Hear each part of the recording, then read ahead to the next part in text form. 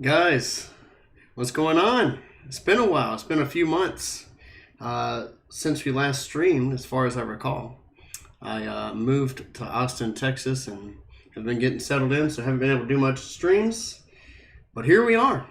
We are going to show off EmberGen 0.7.5. It's going to be an amazing stream. We're going to blow your minds.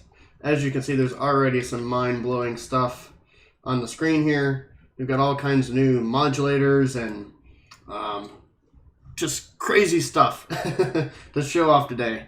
So thank you, all of you guys, for joining. The stream told me that we had like 200 people waiting. So yeah, so here we go. Somebody call 911. It's about to be a fire in here.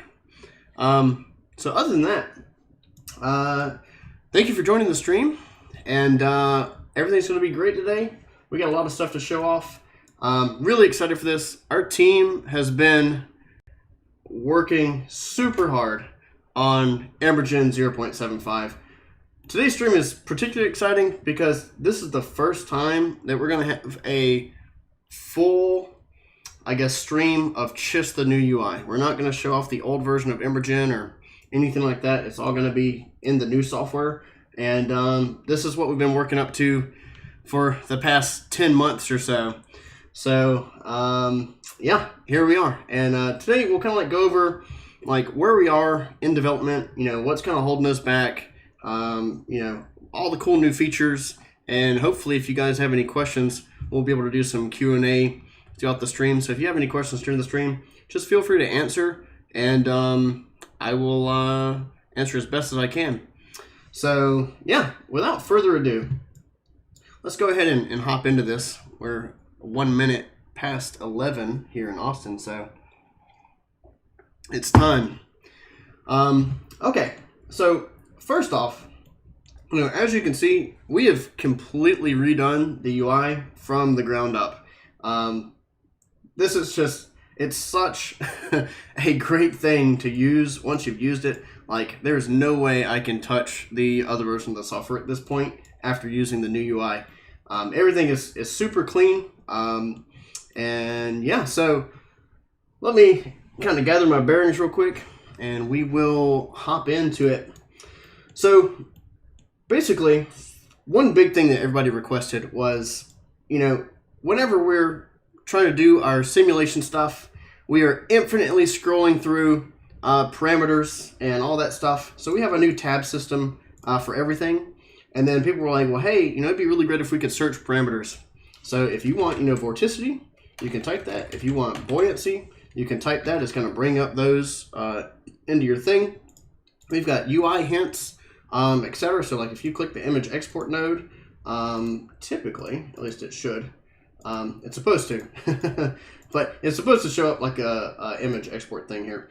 But anyway, and if you click here and it's hey, why is this window, empty? It's going to tell you, hey, you need to click a node and actually, so that you can see stuff. We also added favorites. So if you have a parameter that you use all the time, so say vorticity, we can star this. And it is on a per project level. You can then go to your favorites tab, and now we've got vorticity there. So even if you don't have a node selected, you can go to favorites and you can change the vorticity. And that's going to be really, really helpful. And so if we open up a new project and maybe we go to something like this, if we look at this particular plume and we go to the favorites, it's not there anymore because it's per project. So if you are working with a team and all that stuff and you're like, hey, for particular artists, here's what we recommend that you tweak, you can have it, really well done and have it just so that they can edit the favorites and that kind of thing. So it's going to be really awesome. Another thing, which hopefully you guys have noticed, is that the smoke inside of this is much higher detailed. We had problems in the past where people were like, hey, EmberGen's not detailed. There's a comment that I saw one time that said, the devil's in the details and EmberGen has none. Well, I got to tell you, we fixed that problem. And so you can see this is really high quality smoke. In this particular instance, it's 320 by 320 by 416. And somebody asked what GPU I'm running. This is on a 3090, and you can see our timings right here if you're like full screen. So our render is running at about 27 milliseconds, and our the other stuff for the sim is running at about 30, it looks like. So yeah, so this is a RTX 3090 that we're running this on. And so we do hope to do a lot more optimizations so that you can run sims this big on other cards. So yeah. So, okay. So now that you've kind of like seen the UI, you know, we've got like, you know, comments, so you can come in here and comment various things. You can say like, you know, sim, emitter, shapes, or whatever you want. And then like this is now a group, and so you can move that around. You can comment as much as you want. And so it's really awesome. So we know that that was one big thing that was requested as well. We also kind of redid like our node graph a little bit to where, you know, for instance, like say if we have this, and let's just say that we have a number of different render modes, and you want to export, you know, a bunch of image sequences or whatever. Normally you'd have to go through and connect all these things like this. But in this case, you can just come here and press Control L, and now it's going to auto link everything for you. So it's smart enough to know exactly what's going on, so you don't have to do that. And I mean, actually, what we can do is like we can go over here, and like if we did, we could unlink everything, and now things aren't really going to work anymore. So we can just go here again, Control L, and it just knows how to link everything up again. So really powerful system, and the node graph is just a lot smarter. And of course, you know, as always, you know, if you want to like figure out like, hey, you know, how do I add a collider to the scene? And you see this collider pin, you can just drag off of it, spawn a collider, drag off, spawn a shape, all this stuff, and here we go. So now we have a collider in the scene, and we can interact with the smoke, all that stuff. And one big thing that we also added to colliders in this case, so just kind of segueing into it, is we added the ability for any collider to be an emissive light.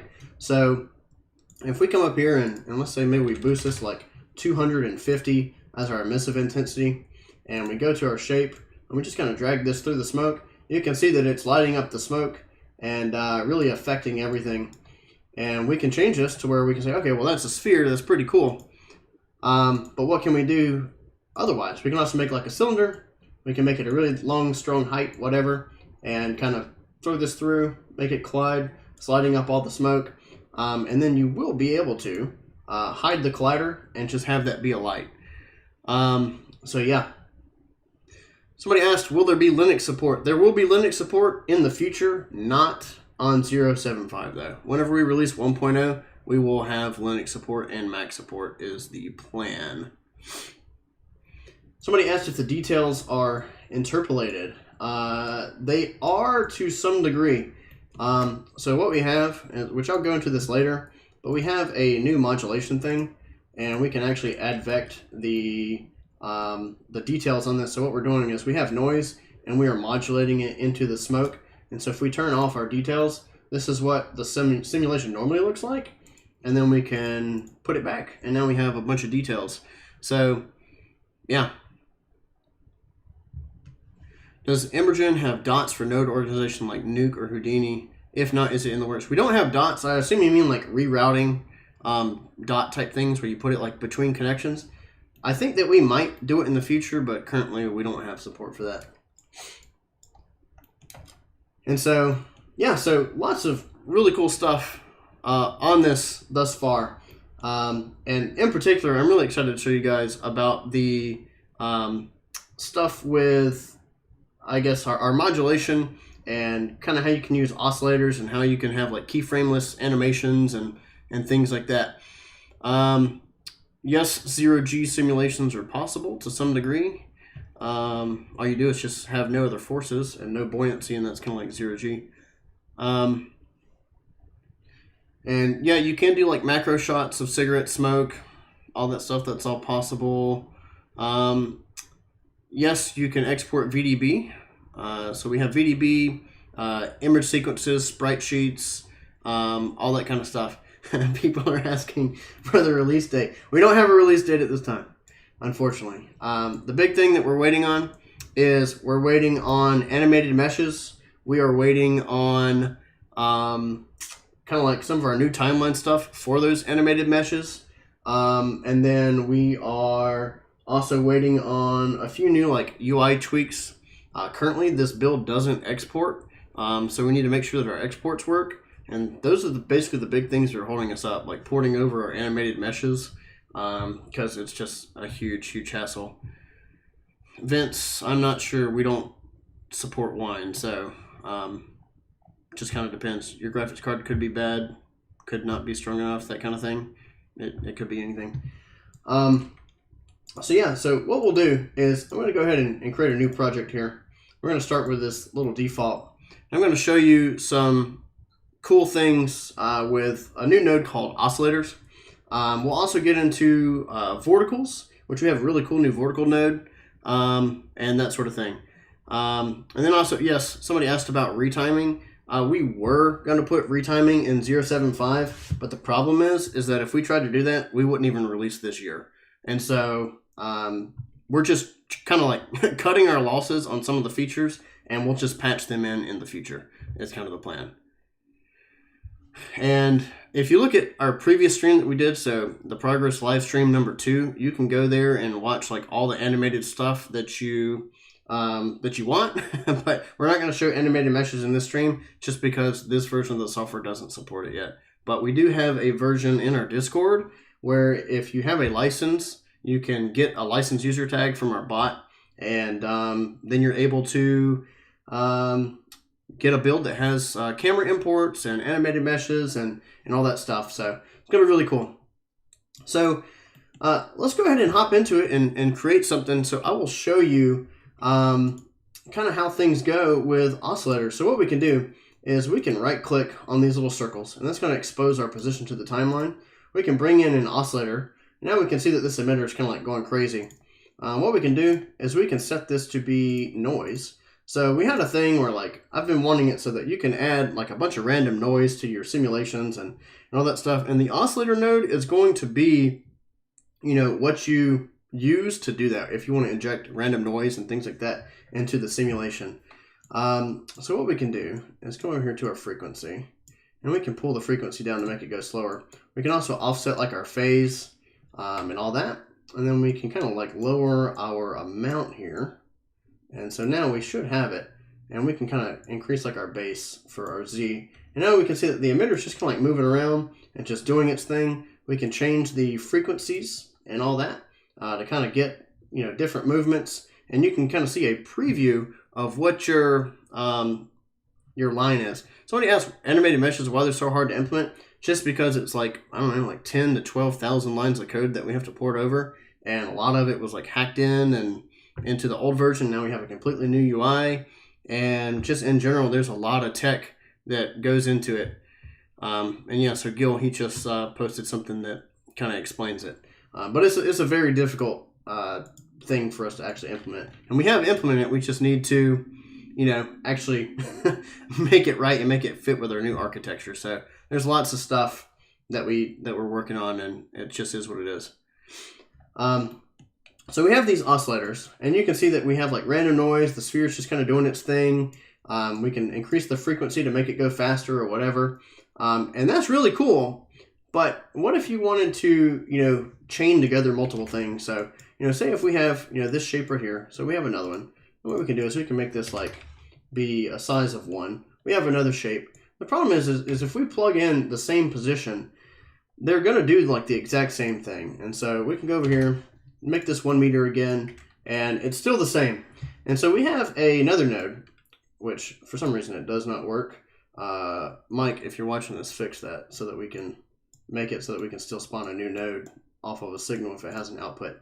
So somebody write that down.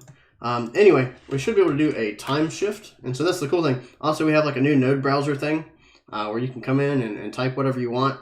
And so you can see we have a lot of different nodes, skybox, ground, and we're kind of like breaking everything out so that it's easy to understand kind of like what things are doing and where things are going and all that stuff. So it's really, really awesome. Everything has its own icon. Everything's color coded. So, you know, we got green, pink, you know, orange, yellow, like another like orange color for the volume, things like that. So really, really awesome. So anyway, so we've got this time shift node, and we can break that connection by double clicking it. We'll go ahead and connect that right there. And then of course, like if we did this, what we could do is like we could select, you know, these nodes right here, press Control L, and it'll auto connect it for us. So really awesome. And with the time shift, what we can do is we can select this and we can set like an offset. So we can do like 0.23 seconds. And now that second emitter shape is going to follow the other one with a 0.23 second delay. And so we can do the same thing. So we can grab this and we can clone this and we can go ahead and drag this over here. And what we can do is we can drag this signal into this one. And now we have 3 that are being chained together. And so it's really a powerful thing to be able to offset this kind of stuff. And then one thing that you can do is you can oscillate oscillators. So if we go over here and we do another oscillator and we change, let's do, actually what we can do is we're not going to oscillate it. We're going to look into our modulations and we're going to combine 2 of them. So if we wanted a different signal that's a little bit more noisy, and we can go ahead and break that pin, do our output signal there. And so now you can see we're going to have some weird stuff going on. And we can go ahead and break this pin too and make sure that we set this like so. And we can go ahead and drag this up and let's see, we can tidy it up a little bit. There we go. Okay, so now we have this and our emitters are going crazy again. And so what we can do is we can go over here and add more noise. All right, and so we can select all this, make it noise again, kind of lower our frequencies and whatnot. And now if we look into our combinator, what we can do is you can see the curves kind of changing, and so we can add things to it. So if we have a higher frequency inside of our noise with higher, you know, variations and whatnot, you can see that it adds that stuff to the base of the curve. And so you can kind of, you know, modulate, you know, how you want your oscillators to work and do subtractions and all that stuff. So in this case, things are moving really, really fast. But you could, you know, kind of change your frequencies and make sure that they're lower or whatever. And you can get, you know, a lot cooler motion and things are just more dynamic by using these time shift nodes and oscillators. So really cool stuff. And so the next thing I'll show off is we'll go ahead and open another project and I'll show you kind of what you can do with some of these oscillators. So in this case, we have like a pulsing like poison cloud or whatever. And so this is pretty awesome. And so we can reset it and just kind of see things. And another like good thing to note is in this particular example, you can see that we have multicolored smoke. And this is something that wasn't particularly possible in our old build. So in this version, we have a completely new shading model. So one thing that's really amazing about this is we have like ambient lighting now. We have, you know, our directional lighting that's separate. We have it so that, you know, you can have like a sky intensity and it changes, you know, how it colors the scene, all that stuff. So we can do, I think that was like 0.75 or 7.5 or whatever. So there we go. So like we've got that. And the other thing is if we go into our smoke over here, we can see that we have a min color and a max color. And here's kind of like our ramp, which I don't quite think this ramp is completely correct in this case. But we do have like, so we can do like a single color, which is just gray. And this is kind of like what you could do in the previous version of EmberGen. But now you can do a color ramp and you can have a minimum and max and then kind of change like how you're remapping your ramp. So if we pause this to something like this, we can really change how we remap this color. And so it's based on your density and that sort of thing. So it's really pretty awesome, the various things that you can do with this. And I think it's really powerful. And so with that, we also have a lot of other shading stuff. So if we go to, maybe let's do like this smoke roll over here.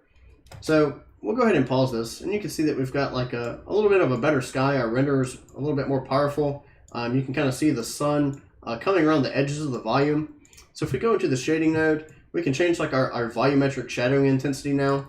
We have octaves, and so depending on how many octaves you have, that's how many steps it's going to do through the volume before it stops, and that sort of thing. And so, yeah, let's see. Somebody said, is this an official announcement, EmberGen? Yeah. LiquidGen is coming. It is a thing that we're going to do. And so, actually, I'll show you something real quick. This is not LiquidGen. But it does look like water. So here's EmberGen's version of water. And we can kind of do our thing with it. Let's see. Kind of play with it. Whatever. It's pretty awesome what you can do with this. EmberGen's new rendering is quite powerful. So this is just smoke, I swear. It's not liquid. But it does look like a liquid. It's just something to kind of tease you guys with. And so, yeah, what we can do is, what do I want to show off next? Let's get to our shading. I'm pretty sure this is supposed to be a gradient. I like our color ramp. Okay, so basically, what we can get into now, I believe, is we can get into some of our shading stuff again. Oh yeah, that's what we were doing. Sorry, I got sidetracked. All right, we'll go back to our smoke roll here. We'll pause this thing, and I'll kind of show you like some of the new features that we have here in our shading. So, like I said, we have the volumetric shadowing intensity. We have a shadow clamp, which in some regards it really works best with like low values. You kind of see that it really determines how soft or light your shadows and things like that are. I prefer dark shadows personally, but you can do whatever you want. And we have like our light attenuation. You've got your light contribution, so like how bright the edges of the smoke are going to be. We have like your phase attenuation, which I believe that's more of something where you kind of see it like through the back of the smoke, and it's kind of like how much light like bounces through and propagates whenever you're looking like directly at a light through the smoke. So that's better for things like clouds and whatnot. You've got your anisotropy, which is pretty hard to see in a lot of cases. Of course, you've got your octave count, and then you've got like your shadow scattering. And so if we create like some deeper shadows, we can probably see this a little bit better. And this doesn't have like a whole lot of detail in the smoke, so it's kind of hard to tell. But what it does is it's basically the difference between like softer shadows and harder shadows. So you can see like as we change like the softness, as it's 0%, like you have like more detail, then you can soften those shadows, and it's more just like a diffuse cloud or whatever. So yeah, so we have that. And then also we have our scattering. So we have like direct light contribution. So this is like one really new feature where previously like you have your smoke like this, and the sunlight is kind of doing its thing, but it's not really like affecting like the light scattering through the smoke. So we have a direct light contribution. You can see that as we increase this, light propagates through like the back of the smoke a little bit better. We also have like our smoke scattering intensity, so you can make it really bright. And so like it's kind of like a fine balance between your direct light contribution and your smoke scattering. That really determines like how you can shade your clouds or whatever you want, and it gives you a lot more power. You can also change like your scattering radius. So if you want your scattering to be more diffuse, you can increase it. If you want it to be a bit sharper and more localized, you can make it a lower radius. And then another thing we have is we have occlusion. So if we go over here and we turn off our directional light, and let's go ahead and bring in like a spotlight or something like that. And let's go ahead and increase our intensity. Maybe we'll do like 15. Actually, I don't want a spotlight, sorry. I want a point light. So we'll do a point light. We will increase our bulb size. So you can see we have like some new manipulators. Point lights have a way to actually move them. You can kind of see like the radius that it's affecting. We can see the intensity, all that cool stuff. So lots of good things are coming. And so anyway, so if we have this, and let's go ahead and increase this, maybe like 15 or something. So we have like this really bright light inside of our smoke. And now you can kind of see like some of our details here. But the thing is you might want to occlude this a little bit more. And so, which I wonder how well it's actually going to include. And so, watch it like just not work for point lights. That's my luck. It's always something. Maybe it only works with scattering. So we'll add a primitive here, and we will do our visuals, we will increase this, we will hide that. So now we have this, and then if we go into our shading, okay, maybe occlusion's just broken. Hey Gil, I think occlusion's broken. So yeah, it looks like our occlusion's broken right this second. It doesn't work. Okay, it's supposed to occlude the light.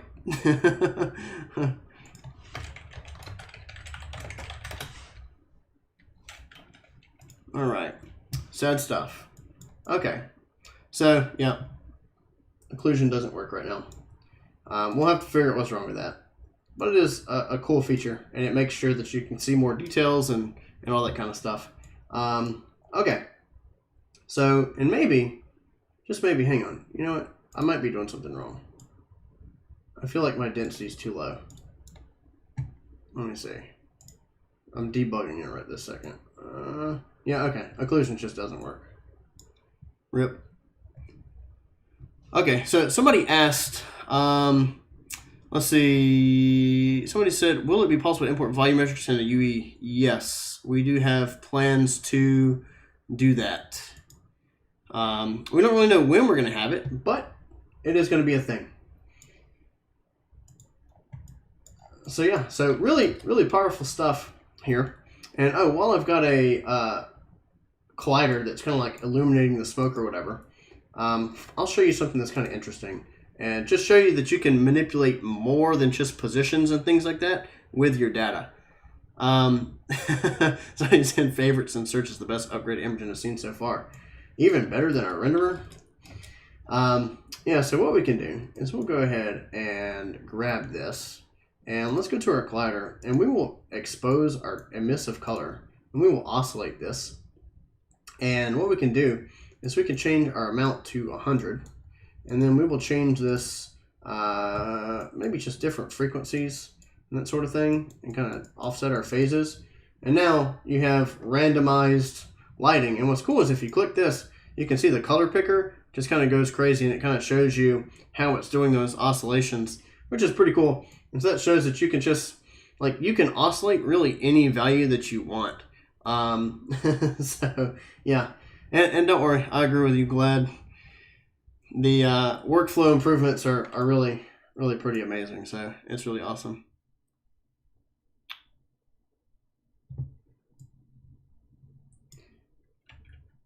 And so let's see. Somebody hopes that the beta version is released as soon as possible. Would be nice, right? Soon enough. As soon as we're finished, as soon as we have animated meshes in, like in this build and all that other stuff, we will be able to release this thing. It's kind of the thing.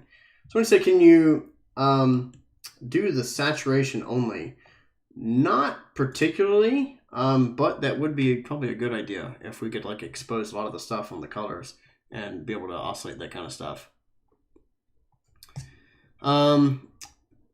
Somebody asked, can you raise the voxel count without changing the domain size and without upscaling? Not at this time, but it is planned. All right. So, excellent. We got some moderation going on in the chat as well. Okay, so let's see what's next. So I kind of went over oscillators, kind of went over our new shading, and I will go over some of our new stuff. Actually, I don't want that preset. Let's see, maybe this is one that I want to show. Yeah, so actually, hang on. I'm going to open up one of like my big explosions, if I can find an explosion roll. Okay, yeah, so this right here is a really high detail, good explosion. And so I really quite like this. And what I'll do is, just for the sake of the stream, and because on my monitor, like it's daytime, and so it's kind of hard to see, I'm going to increase the light of the smoke just a little bit so that it's easier for me to see. And so in this case, you can see that this is a pretty nice explosion. And we've got a lot of cool details, lots of high detail. And in this case, it's not even upscaled, which we can upscale it real quick and just see what happens. So we'll apply new resolution, and we're going to let it chug for a second here and see what happens. And so this is upscaling this quite a bit. So this is a lot of voxels. So we should get some really, really good details in this explosion. Hopefully my voice isn't like cutting out from my GPU being sucked up. So you can see we have really, really improved the fidelity of EmberGen simulations. This just looks phenomenal. It's absolutely phenomenal. And so this is upscaled ×2.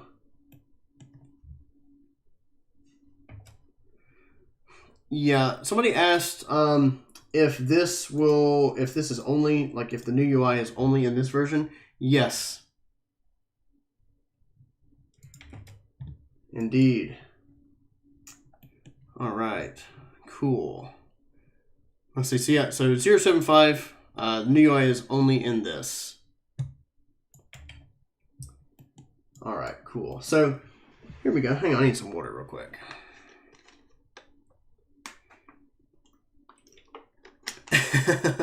No render farms needed for this, in this case. And again, we should have the ability to like kind of shuffle this off to render farms and stuff like that in the future.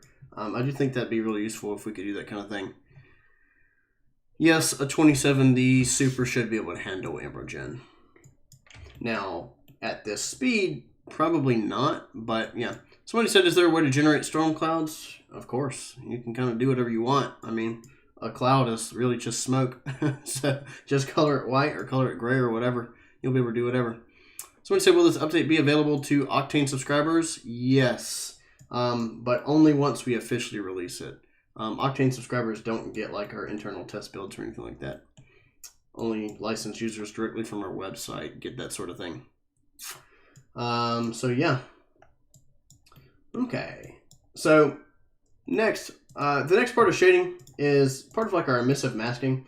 So in this case, we don't have any masking right here, and our flames are really bright. We have like a lot of scattering. The smoke like isn't really affecting a whole lot of things. You can kind of see like we can change our emissive coloring, and like some stuff about this, like I mean it looks good, but it doesn't look as good as whenever you use density to kind of mask those flames, and then you boost this scattering. And whenever you do that, you really get like these deep details and shapes and like fire in between the smoke and that sort of thing. So emissive masking is a new thing that we added. And also we have ways to change like your flame remapping. So if you want to kind of change like how your colors work, and you want to change like how you're remapping things and all that stuff, you have a lot of new things that you can do. And we can actually preview like our gradient here. So if we want the flames to be purple or whatever, we can go over here and kind of like change our fire color and change this to purple or change it to green. And then we can kind of see like what's going on and be able to just kind of tweak this stuff. So something like this. And so a really powerful new shading editor. And one of the previous things is that if you change the fire color in the previous build, it wouldn't do anything because the fire color was actually for gradients. But now what you're able to do is you're able to do like an exposed color gradient or whatever if you want to, able to change your fire. And now you can see we actually have like notes, like expose the fire color to use a gradient. So okay, we just exposed that. Now we can go here, drag off, do a color gradient, and now we kind of have this thing, right? And so we can see like our shading here.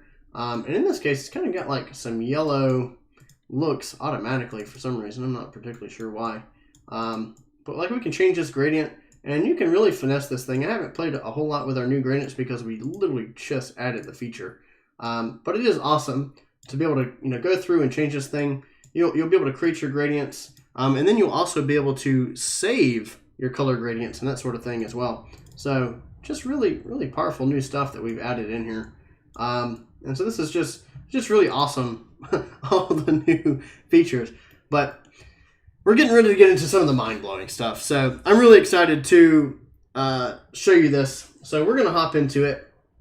And I think what we're going to go over first is probably modulation, just because it's kind of like in the area of shading and things like that.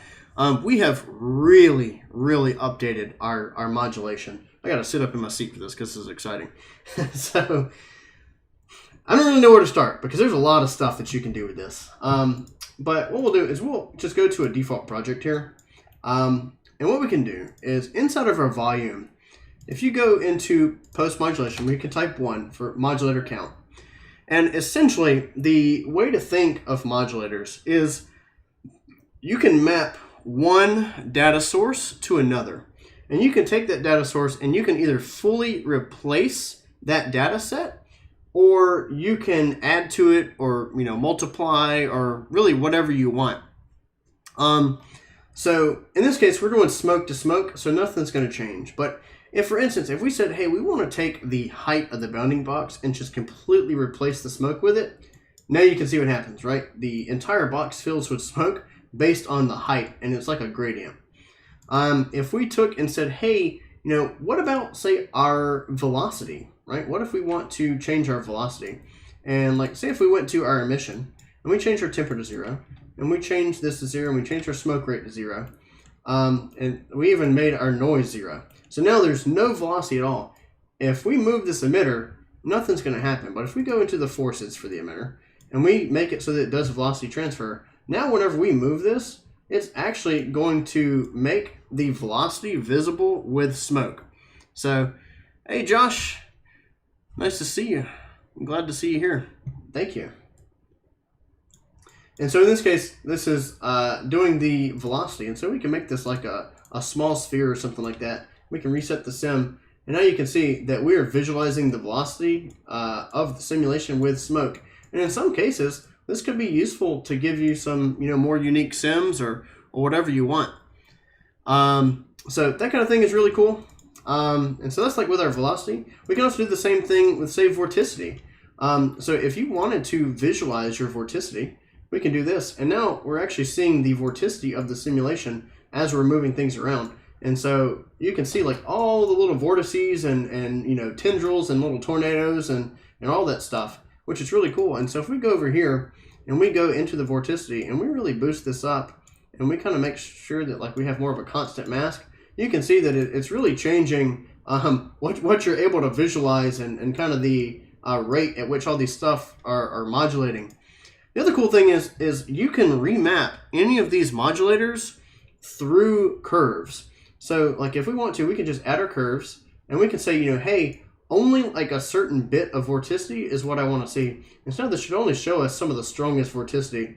And we can like come over here and say move this and then pause the sim like so, and then go over to our modulator and really just kind of tweak it until we get rid of like all the haze.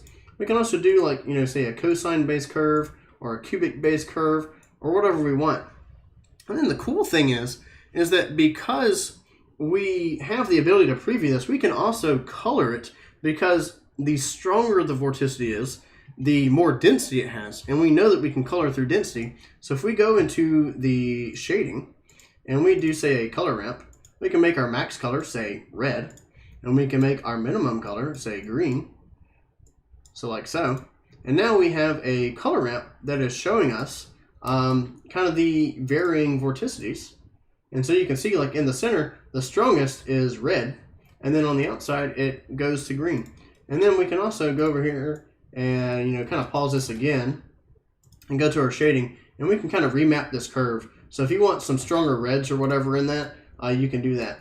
And so I have an example that shows this kind of modulation, which is pretty cool. So we can go to vorticity. And so this is an example that is showing the vorticity of like a moving ball. And so it's really cool. This one is kind of like, it's got some cool vorticity in it. Creates like these long jellyfish tendrils. And those tendrils are just something that you could not create if we had just smoke. So if we go over here to our modulation and we turn this off and we go to our emission and say we just do smoke, like this is all you're going to see. And in this case, you get some of those tendrils, but it's not really the same because of how quickly the smoke fades and all that stuff. And so being able to remap this stuff is honestly very powerful.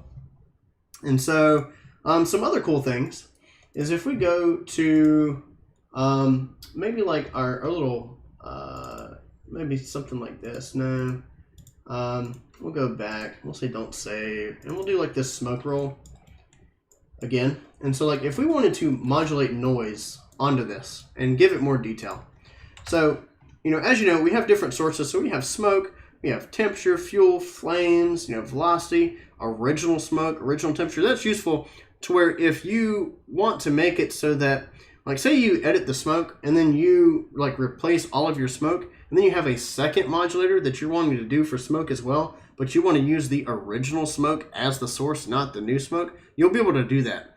And so we also have like masking shapes, SDF, so I can show you that kind of stuff here in a minute as well. Well, actually, I can just show you that real quick right now. So we can plug in like a masking shape, and so now, in this case, we have the ability to kind of see like our smoke through the eyes of this thing. And in this case, we're doing a replace, so we're completely replacing the smoke, but we can also do like an add. So if we wanted to add a sphere of smoke, you can do that.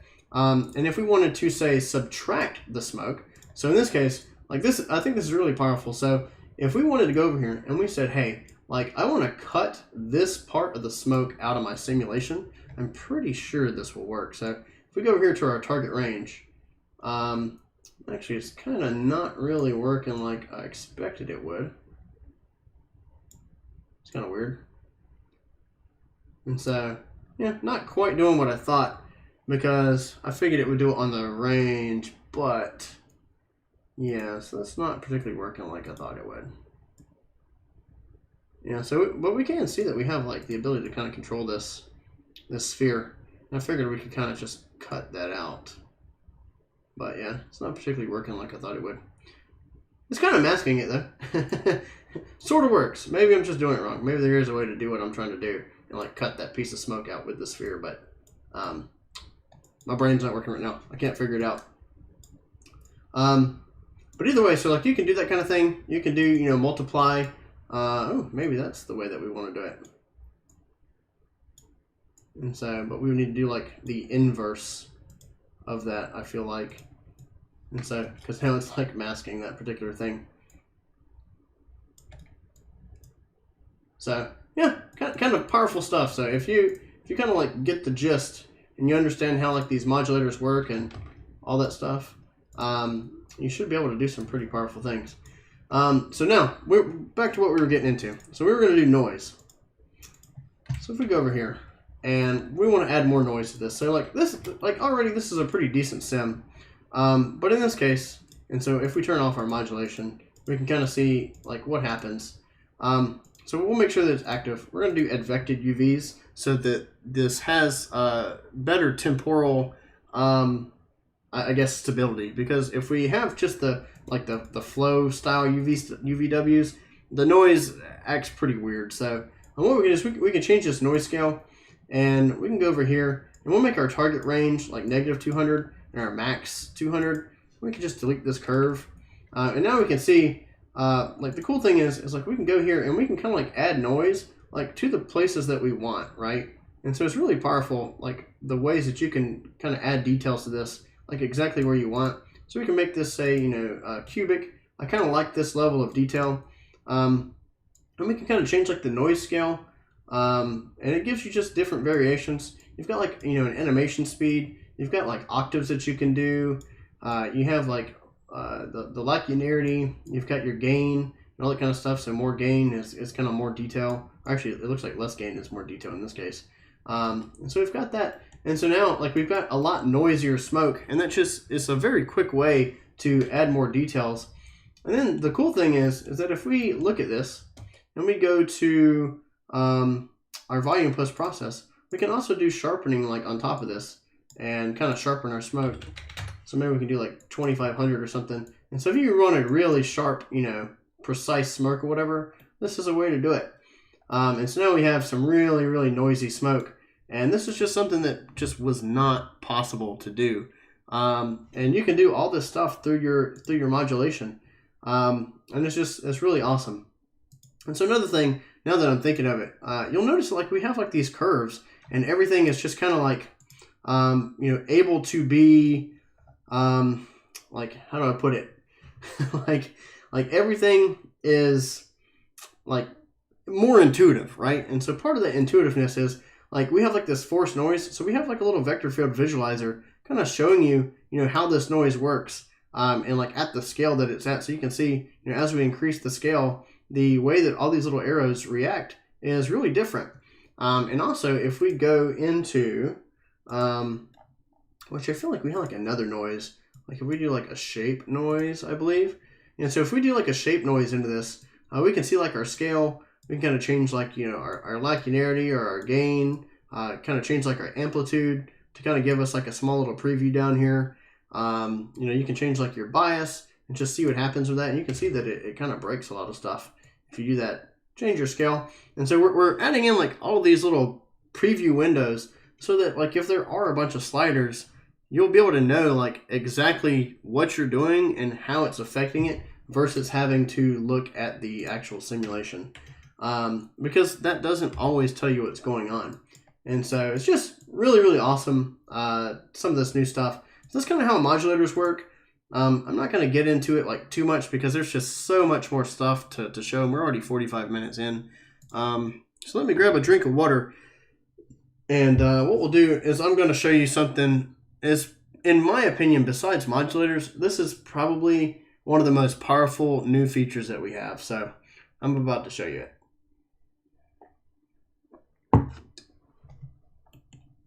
Okay, so here we go. We're going to go ahead and do a new project.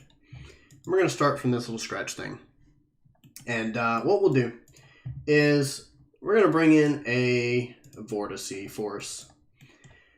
And so as a real quick rundown of what a vortice is, if we turn our vorticity down to 0, and we remove our force noise, and we delete these verticals, and all that stuff, we can see that this is what a simulation looks like without any, sorry Glad, no counter animation. Not at this time. And so this is what it looks like with no vorticity. This is just a generic sim. It has no outside influence. And so if we bring in our vorticles, you can see that they're basically particles that are controllable vortices. And in this case, you can see that it's really kind of like, you know, messing up the sim and adding, you know, turbulence and all that stuff. And it's pretty powerful. And the orientation of these tells you, you know, kind of which way, like it's twisting the smoke, and like the little swirls, like which direction it's twisting the smoke and all that stuff. So this is really cool. And this right here was like about all you could do in the old EmberGen with verticals. And so, but with this version, this is a lot more powerful. You can see we have position, we have orientation, life, force, sizes, all kinds of stuff. So what we can do is like, let's increase our count to say 200. And we're going to go to our position. And instead of fill volume, we can do, say, a box. And we can define the exact box that it's going to be in. And then we can go to our main. And we used to have a like a transform gizmo for some reason, but it's not working right this second. But you will be able to like transform the gizmo or whatever and do that kind of thing. And then the cool thing is, one thing I forgot to show you guys is, like, if you have an instance where you have, say, multiple emitters, and you want to, you know, say, kind of like keep different stuff or like change your fuel or whatever, but you don't want to mess up something else, like you can turn off like any particular emitter. You can turn off anything that has an eyeball on it. So if you don't want to see your directional light, you can do that. If you don't want to see your ground, you can do that. That way your stuff still stays connected, but you're not deleting it. You're not removing the connections. You're not doing any of that stuff. And so on things that you can do it for, so like if you want to preview your force noise, if you want to preview just an emitter, you can quickly turn it on or off. And so that's just like a really great thing for workflow, and it just speeds everything up. So that's really awesome. And so, but going back to the verticals, you can see this node is still like in works. It doesn't even have an icon. It doesn't have the eyeball icon or anything like that yet. You can only have one vertical node at this time, but we're going to make it so you can have multiple, all that stuff. But here's where things get really crazy. So we've got like this box. We can make it so that our stuff can spawn only on the circle or on the surface. We can change the orientation to, say, if we go to our position, we can stop the things from advecting. We can go into our orientation and we can say, hey, why don't you point to the center? And now, whenever we restart this, it's going to point to the center. And if we go over here, let me see, orientation. If we turn our dampening up to maximum, now you can see that it's all pointing all of these verticals towards just the center. And that's really a really powerful thing.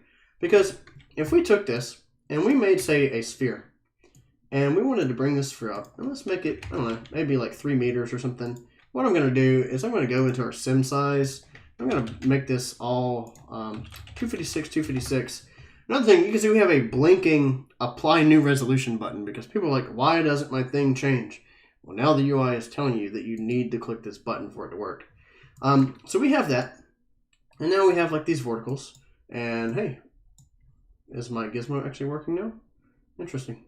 Okay, so yeah, so there's our gizmo. So we're going to place that right in the center of the sphere. And one cool thing that we could do is we could take, so like, let's see this transform. Okay, so that's zeroed out. We can take this position, we'll expose that, and then we can take this position, so say our main, so we'll take this position and we'll expose that.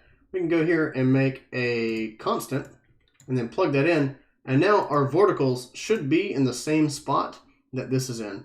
And so now we can just do something like this, and there we go. And actually, I wish that we didn't have percentages. I wish that this was,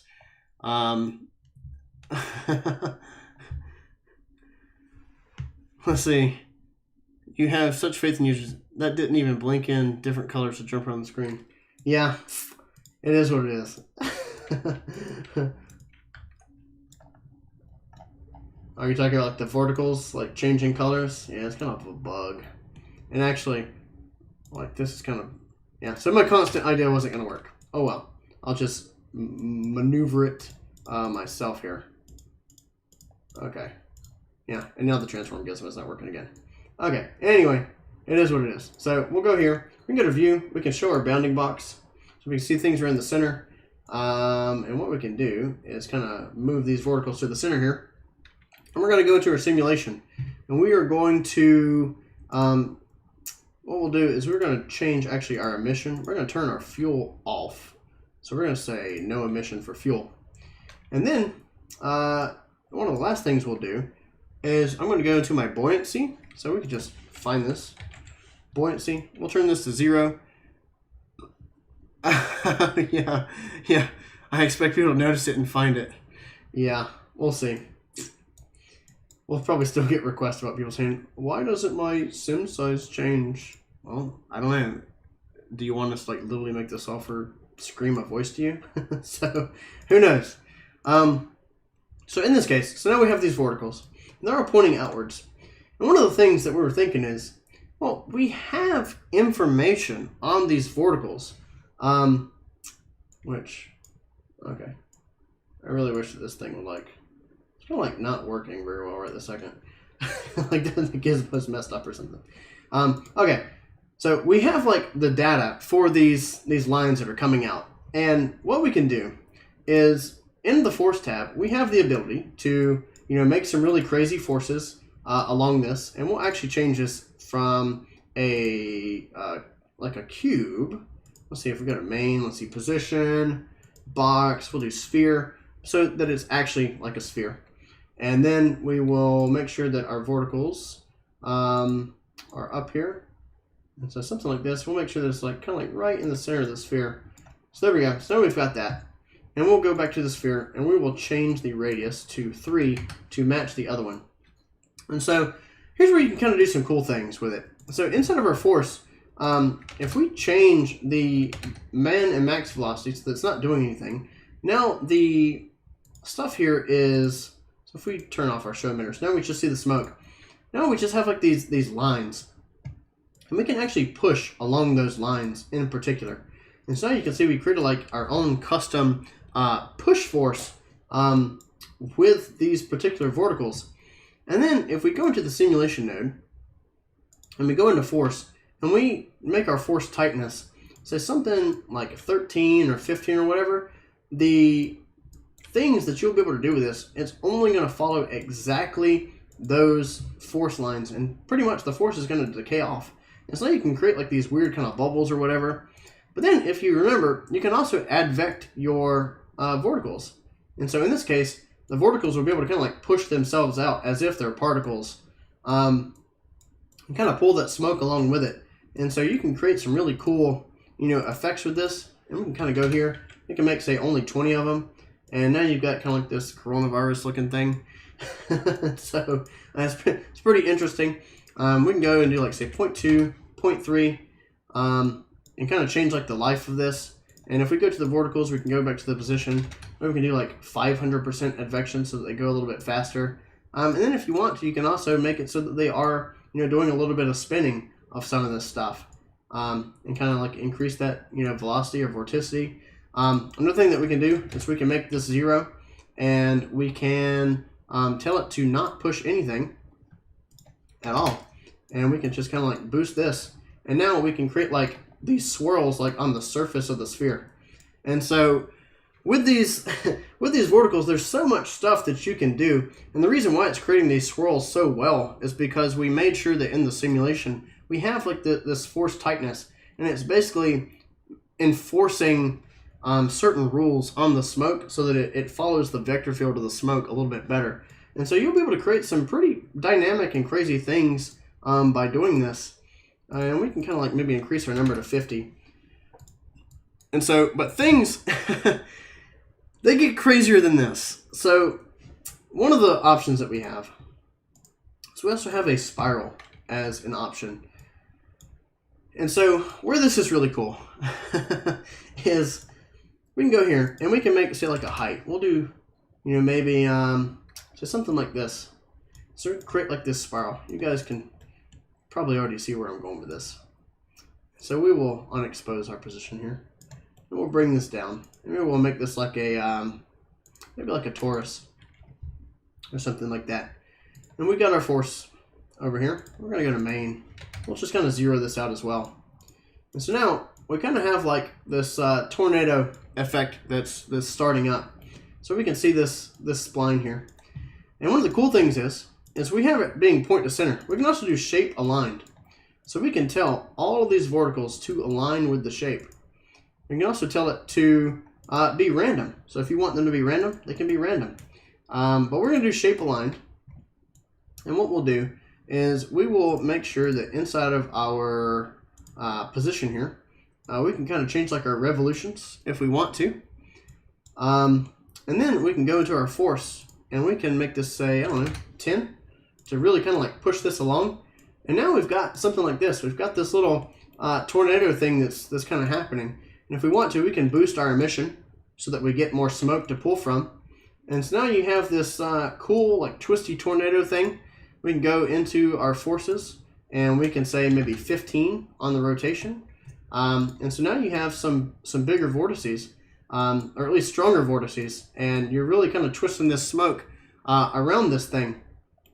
And so then what we can also do is, because we have this kind of control, we can also change like our size. And so if we want to, we can increase the size of this, and now you're really going to get some differentiation in your little tornado here.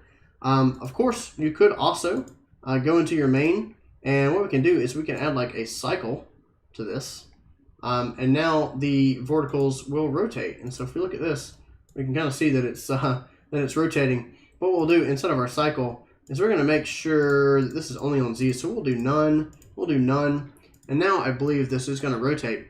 So now it's rotating the verticals, but now the problem is like we've got like this crazy thing, but it's not really like rotating the tornado because of the life of the verticals. So maybe we can do like 0.05, 0.05. And so now we have like a higher like refresh rate, so to speak, of this. And so now we kind of have something that looks a little more like that. And so it's not perfect. Maybe we could change like the rotation rate over here. So we can do maybe like lower our frequency. And so now you can kind of see that now we're getting some rotation in this smoke. And maybe we want to go the other way. So what we can do is we can do inverted. So we'll invert that so that it's kind of spinning what I think is the correct way. And so you can do this kind of thing and create these really cool things. GTJC, no, this is not going to be available for download. It's going to be a little while before we get this out, unfortunately. But we're we're working on this stuff. We're working on it. We're trying to get it out as quickly as possible. There's just like some major things that we're missing still, unfortunately. And so, yeah, so, and the cool thing is which one thing I'll show real quick with this cycle node is this is where the cool thing comes in. So we can go here. We can go to our old emitter, and it looks like our verticals are still kind of working here. And so what we'll do is we'll just disconnect that real quick. Oh, actually, disconnecting it doesn't even work, I don't think. Okay. Well, all right. We'll just create a new project and kind of start from scratch so I can show you this. So one thing that we really wanted was, like, typically, like if you wanted to rotate something, typically you're going to keyframe it. But with the cycle node, it creates like a saw wave, and we can do, say, you know, maybe none on this one, and maybe we just want to rotate it like a certain rate. And so this way, like we're trying to get this to make it so that, you know, you're able to control a lot of these things without having to do keyframes. And so, like, part of the idea of where we're taking EmberGen is, like, you know, it's cool because, like, you can go here and you can take your rotation and you can, you know, expose this here, and, you know, we can do something like this and add these keyframes and, you know, rotate this thing or whatever, you know, which is really powerful, and just do, like, all this stuff. And you can also see that, like, as you rotate stuff, and like move and scrub this, like you can like preview the animation. So like we can like delete these keys, and so say if we wanted to do this, like we can do this, rotate it a little bit, and then say you know, we wanted to go here, then we wanted to rotate it even more, and so now we can kind of preview this, and it's going to do like its rotation that we just did. We can also like go to our curve editor, and we can, you know, make it so that we can see it.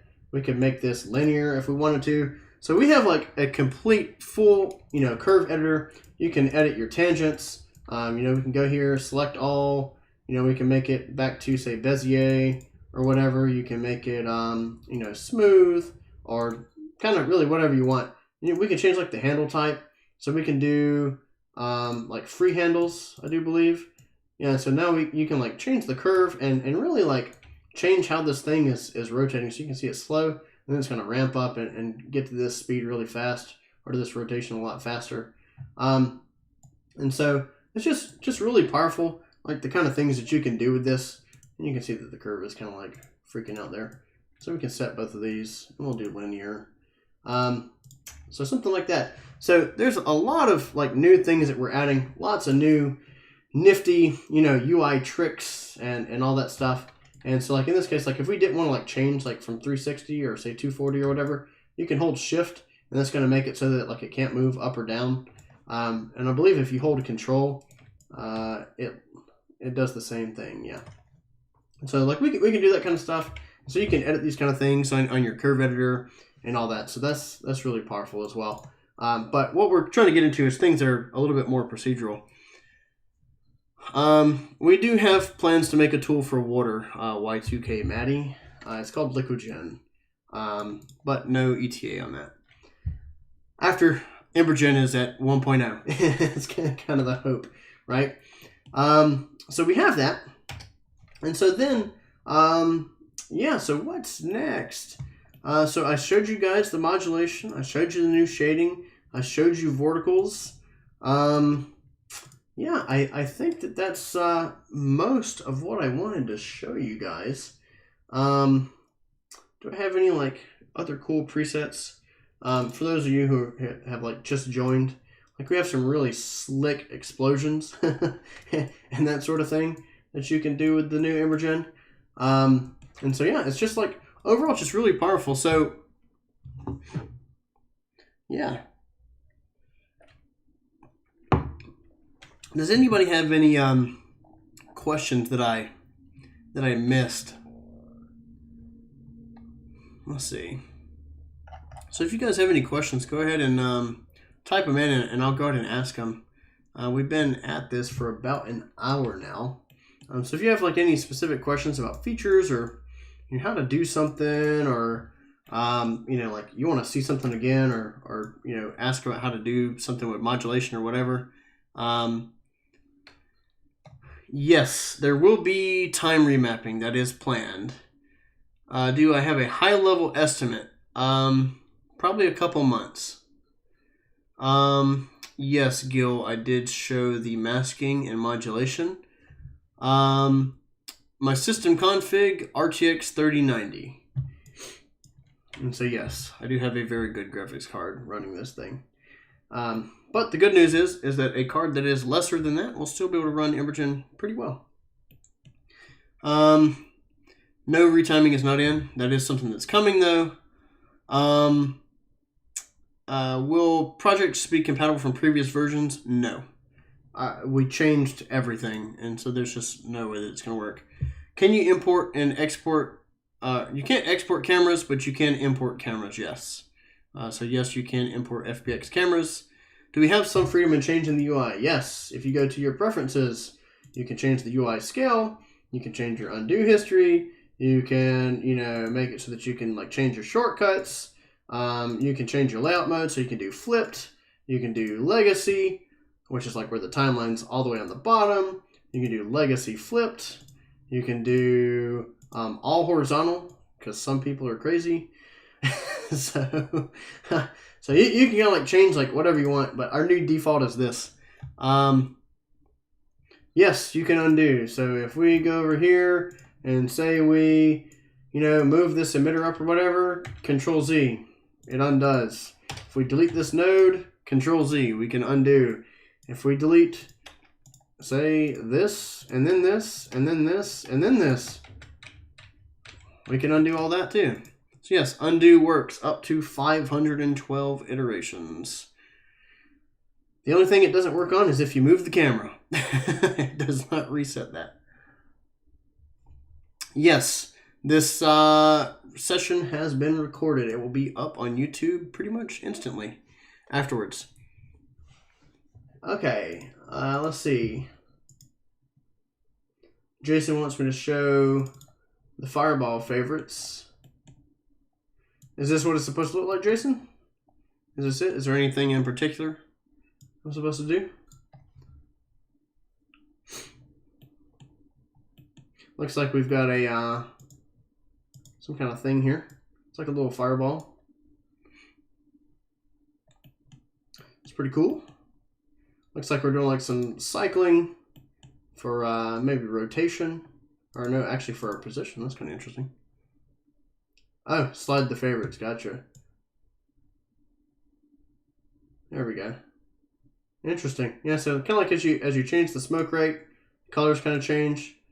You can change the position, or actually the pressure rate, and get some different things. So this is if you have something for an artist, and you say, hey, just go in and tweak the favorites to kind of make it do whatever you want, and you want to expose just very specific things to your artist, then this is kind of what you can do. You can say, hey, just go in there and kind of change the favorites and don't touch anything else. So yeah, so that's kind of how the favorites tab works. You can kind of add anything that you want. And so pretty powerful to be able to just go in and quickly edit some things. So if you're an art director or whatever, or senior VFX artist and you want to do some stuff, somebody said show us the new Tesla. The Tesla's in the garage. The Tesla is in the garage. And I know that Jason also sent me another one. Maybe it was, yeah. So here's some of our new fire rendering as well. We have some issues here with details, but you can see we have some pretty cool new flames, which look really good. And let's see, we also had I believe the clouds. And so somebody asked if you can do clouds. Yes, you can do clouds. And so it's pretty cool what you can do. So this has some random shape noise and things like that. So we kind of see here our noise preview, kind of where these clouds are spawning and whatnot. And we've got our blended shapes, plugging that into the emitter. So we've got some various shape noises. And so yeah, we've got some cool little clouds that are kind of appearing and doing their thing, which is pretty cool. And we also have this thing instead of our shading. I believe it's in scattering. It's called cloud powder effect. So basically, whenever you look at clouds, sometimes they get pretty dark. So what we'll do is I'll kind of pause this whenever they're really cute. So we've got this, and so we've got these clouds and whatnot. And if you increase the powder effect, it does add this dark outline on the edges. But what it does is it makes it so that you get that powdered sugar effect you get on real clouds in general. So yeah, somebody asked what Tesla model. I got a Model 3 Performance. It's very fast. I got it like 2 days ago. Let's see. Any other questions? Can you lower the undo amount to lower the amount of RAM use? Honestly, it doesn't take up much RAM, so it's not a big problem. Let's see. Do we have a Windows 95 theme? No. Any update with UE5? Nope. Let's see. 100% worth the wait. I really hope it is. Let's see. Yes, we can undo. Yes, I'm recording the session. You can work sloppily again. Yes, work as sloppy as you want. You can undo anything you want, except moving the camera, like I said, because that doesn't get saved. Because that would be kind of annoying if you like set your camera, but then you like do some stuff and you want to undo. So yeah. Is there a way to change the direction of flames? Of course. You can do whatever you want. Let's see. Favorites per preset is wonderful. Yes, indeed. Will this be compatible with Fluid Ninja? No, we're going to build our own Fluid Ninja inside of Unreal Engine 4 and 5. So we're going to have it so you can do full 3D volumetrics in Unreal. No timeline on that, but it's one of the next major things we want to work on after EmberGen's main thing is set up. Are the nodes for image compositing during the capture process so I can do it inside EmberGen? Yes. Basically, you'll be able to import backplates and do all of your compositing work inside of EmberGen, export your image sequence, and then preferably composite, like recomposite it like inside of Nuke, that kind of thing. Last time, waterfall preset. Do you guys like want to see the water again? Is that what you're getting at? Here, we'll let this run while I continue reading through the chat. And so, and we can go through. We can go to like our smoke. We can kind of change this to like a bluer color if we want to. So some bluer water. Something like that. There you go. LiquidGen! Let's see. Would love to know if we have importing animations available. If you have a license, you can already go on our Discord and get a license user tag and play with all the animated meshes you want. We already have a build for that inside the licensed user testing channel. If you have a license that you bought from us. So yes, go there, check the Get Licensed Users tab, message our bot what we tell you to do, and there you go. So can you still record the screen images to a file? Yes, you can. We actually have built-in FFmpeg support now. I don't know how to make it work, but we do have like straight video recording now too, if you have FFmpeg installed. No camera undo, but can you set camera bookmarks? Not particularly. That's not really a thing that we have right this second, but that's actually not a bad suggestion. For GT's question, FBX, animations, cameras, all that stuff, if you want to do that, our 0.6.02 build in the licensed user channel in our Discord has all of those features. We don't have it in this build yet because it is a lot of work to port it over, and that is what is taking up all the time right now. It's why this isn't released yet. It's because we don't have animated meshes working in this new UI, because the architecture for this is completely different. It's a completely new renderer. It's completely new UI. It's just like the entire code base has changed basically, and we've just changed so much stuff. It's really hard to port like 10 to 15,000 lines of code for animations. So we're working on it. I don't know when it's going to be done though. That's our big holdup. And somebody asked, what does the timeline tab do? Basically, if you have a parameter exposed to the timeline, like so say we have our position over here now, and then we go to the timeline tab, that just lets you see what parameters are on the timeline. Does FBX import include cameras? Yes, it does. So you can do that sort of thing. Is there a way to change the time remapping without affecting the simulation, only the speed? No. We're going to have remapping in a patch at a later date. We were going to do remapping, or like time remapping and all that stuff for 0.75, but it's not going to happen. If we do that, you guys aren't even going to see this build this year. So, yeah. Mr. Shark, go to jengafx.com. And actually, hang on, I'll do it for you. I will get you the link real quick. Here we go. I'm going to post this in there. Say something. There we go. So what he says, is there liquid fluid simulation in the next edition? Not inside of EmberGen, no. Liquids are going to be a totally separate software called LiquidGen. Indeed. Let's go back to like a big explosion of some sort. Let's like not use that line force though. So yeah, pretty powerful stuff that we've got here that you can do with old EmberGen now. So this looks pretty good. We can modulate it with some noise real quick because this doesn't have more modulation on it. We'll go to noise. We'll change this to advected. Change the noise scale. We'll make this add sub. Kind of do this. Something like that. For whatever reason, it's really wanting to not do that. I'm not sure what's going on with this.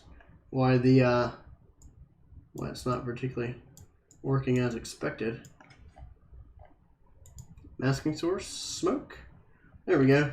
So that's so that you can ensure that you're. There we go. Yeah. So if you don't have a masking source for the noise, then it's just gonna do what it do. There we go. So now we have something like that. Now we've kind of like masked it out and added a lot more noisy details and such to it. So pretty cool. Pretty freaking cool. So yeah, really awesome.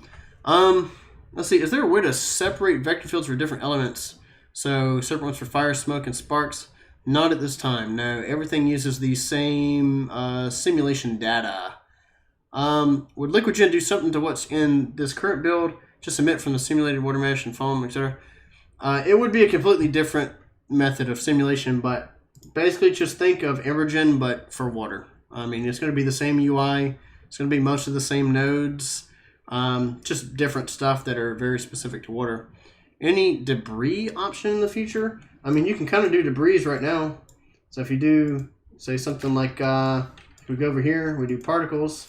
Actually, what we can do is we can do like collider, we can do shapes, we can do particles. So we can pull this in. And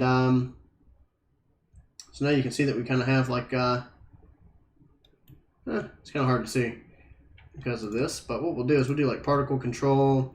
And we can do, say, velocity column. It's kind of funny. Particles still play even when it's paused. So there's a bug. So we got our cone direction. We've got our max speed. Let's do like 75. So something like that. And so there you go. There's kind of like some debris, right? And so you've got those particles that kind of rip through the smoke. If that's what you're looking for. We can change like our burst size. Yeah. So we've got that. So there you go. There's kind of like some debris. And it really kind of changes how the simulation plays out too. So hopefully that answers your question, Spider Tech. Man, look at the detail. And so if we want to, we can see it without the modulation and just see how much different it really is. So no modulation, low detail, really smooth.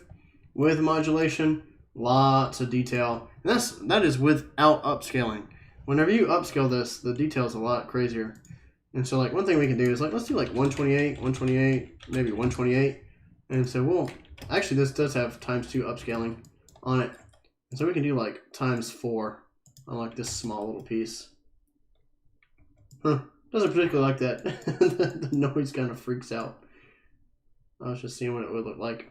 But yeah, so we're working on this stuff. GPU particles cannot be exported now.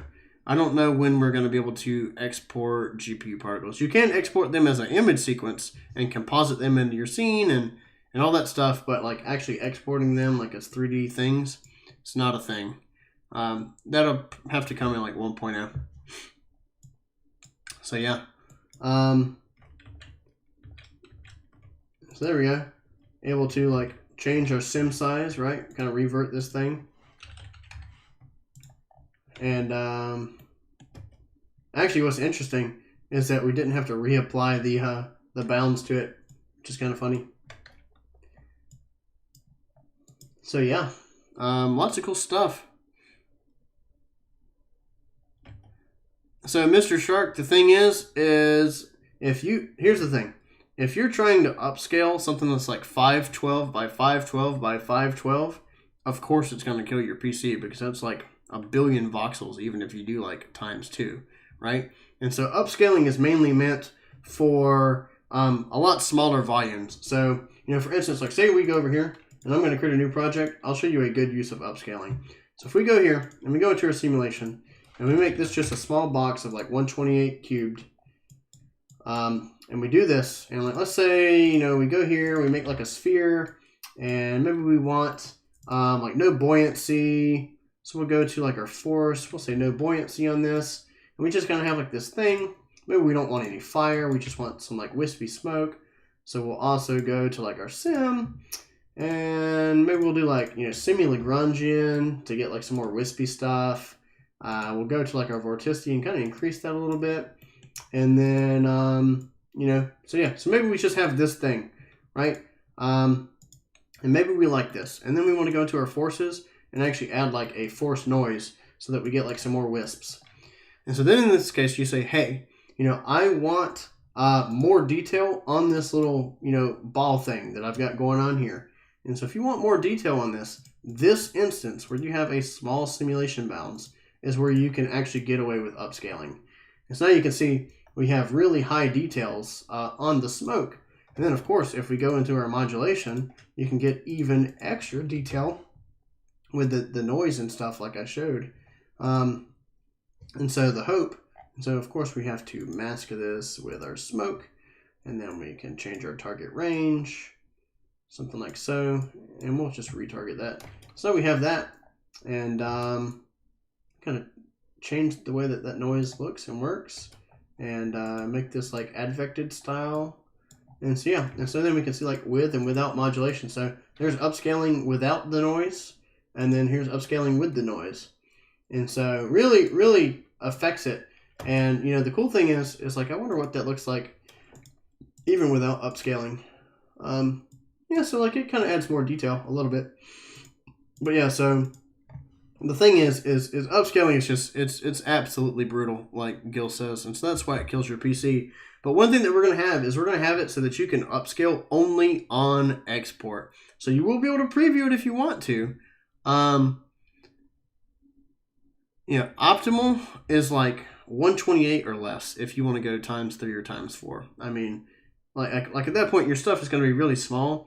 But we have plans to kind of like do different things with upscaling in general. Like we have like this voxel size setting here, right? And so like we can change this and like apply new resolution, and now you can kind of see like, you know, what it does. And then you can get like even higher quality smoke. Now our emitter is huge because of the way that our voxel size is, but the gist is that we want to be able to change the voxel size, and that will inherently keep the bound size the same, but change the voxel count for you. That way you can get higher quality without upscaling, so to speak. But like, I don't know if that will be more performant than upscaling or not, because upscaling doesn't upscale everything. So yeah. Yeah, just 400 upscaled to 4 is just 4 billion voxels. I mean, there's not really even a GPU on the market that can handle that right now. So it's like, yeah, so that's why you're running into issues, man. Is that upscaling is just brutal, and we're gonna have warnings like on our side, like, hey, you are gonna run out of VRAM, and this is not gonna be fun. So yeah, we'll be able to have that kind of stuff. Is there anything else that I wanted to show? Maybe like this fire modulated smoke plume or something like that.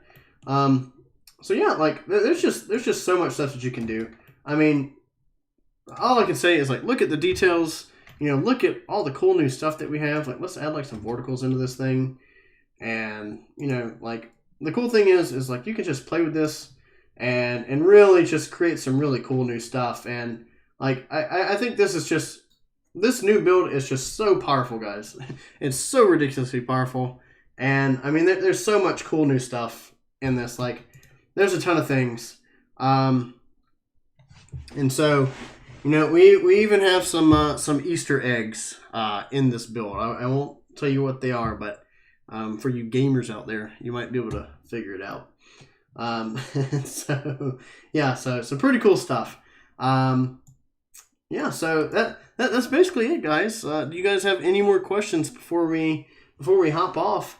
I think that's pretty much everything I wanted to show. So we did the modulation, our new shading. I showed off some of our new like oscillations and new UI bits, and you know, of course, showed you guys that you can like create comments and group things, and you know, auto linking stuff. So Control L to auto link, all that kind of stuff. And so yeah, pretty interesting, you know. So yeah, if you guys have anything else, just let me know. And so release date for this is still kind of like when it's done, but you can see we're progressing fast. We just need animated meshes. We just need exports, because exports don't work yet.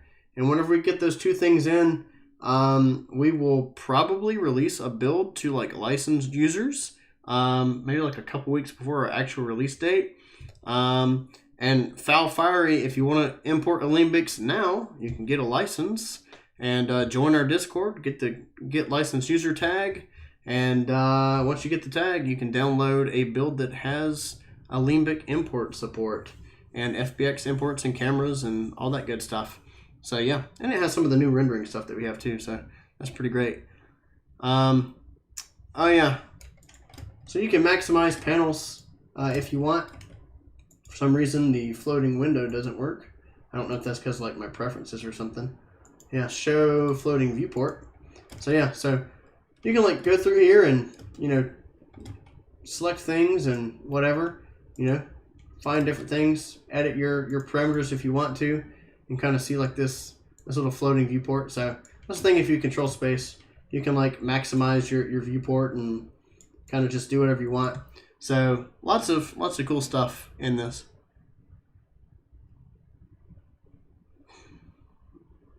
You would find it on Discord, Mr. Shark. Yep. Indeed. So yeah. Other than that, guys, thanks for stopping by on the stream. I really appreciate it. We had like around 160, 170 concurrent viewers, which is great. So this was a great stream. It says we had over 1,700 people stop by. So really awesome. So yeah, you know, thanks for coming by. I really appreciate it. And we're working as hard as we can to get this out to you guys. And I think this was a good stream. And so, yeah. And so one last thing. Somebody said, can you change hotkeys? Yes, you can. If you go to settings and you go to, let me undo that. So if we go to settings, let me pause this, I guess. Settings, preferences, shortcuts. You can change all the hotkeys that you want. You can even change your camera to be Blender controls, industry compatible, which is Maya. You can really do whatever you want. So we're making it so this is like a build for like you guys. You can customize it to whatever you want. You can change the layout. You can change how your mouse wheel works. You can do everything. So really powerful. Really powerful. This is going to be great. It's going to be awesome. It's going to be really amazing. And we're excited to get it into your hands. Just a matter of time. No sneak peeks for EmberGen. Sorry. Alright, guys. That's it. I'm going to go ahead and end the stream. So we will talk to you later. Stay tuned. Bye for now.